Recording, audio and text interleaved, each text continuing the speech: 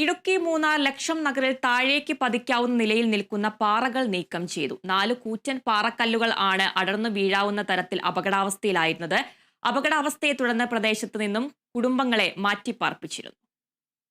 കഴിഞ്ഞ ദിവസം വൈകുന്നേരത്തോടെയായിരുന്നു മൂന്നാർ ലക്ഷം നഗറിൽ നിരവധി കുടുംബങ്ങൾക്ക് അപകട ഭീഷണി ഉയർത്തി 4ഓളം കൂറ്റൻ പാറക്കല്ലുകൾ അപകടാവസ്ഥയിലായിരുന്നത്.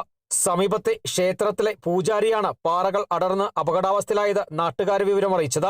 ഉടൻ തന്നെ പഞ്ചായത്ത് അംഗത്തിന്റെ നേതൃത്വത്തിൽ ഇവിടെയുള്ള കുടുംബങ്ങളെ സുരക്ഷിത സ്ഥാനത്തേക്ക് മാറ്റിപ്പാർപ്പിച്ചിരുന്നു. ഇന്നലെ വൈകുന്നേരത്തോടെ യന്ത്രസഹായത്തോടെ പാറക്കല്ലുകൾ പൂർണ്ണമായും ഇവിടെ നിന്ന് നീക്കം ചെയ്തു. ஒரு 4 பாறை அபகடமான ரீதியில் அது இலகி இருந்துச்சு. அது கீழே வர்ற கண்டிஷனில் ஏகதேசம் ஒரு 25 குடும்பங்கள் கீழே இருக்கிறாங்க.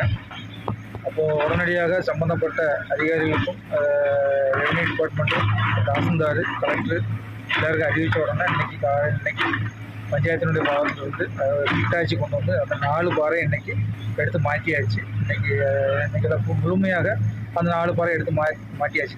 അപകട ഭീഷണിയായ പാറക്കല്ലുകൾ നീക്കിയതിന്റെ ആശ്വാസത്തിലാണ് നാട്ടുകാരും.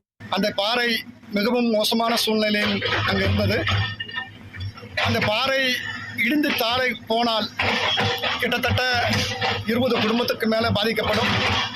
அதிகாரிகள் எல்லாம் கான்ட்ராக்ட் செய்து அவர்களை இங்கே கொண்டு வந்து ஹிட்டாச்சி மூலமாக அந்த பாறைகளை மாற்றி அத்தனை குடும்பங்களை காப்பாற்றி தந்த எங்களது பாராளுமன்ற மெம்பர் பீட்டர் அவர்களுக்கு മനമാർന്ന നന്ദിയും. Munnar panchayat president M Manimozhi, Devikulam tahsildar, Munnar village officer എന്നിവരും സംഭവസ്ഥലത്തുണ്ടായിരുന്നു.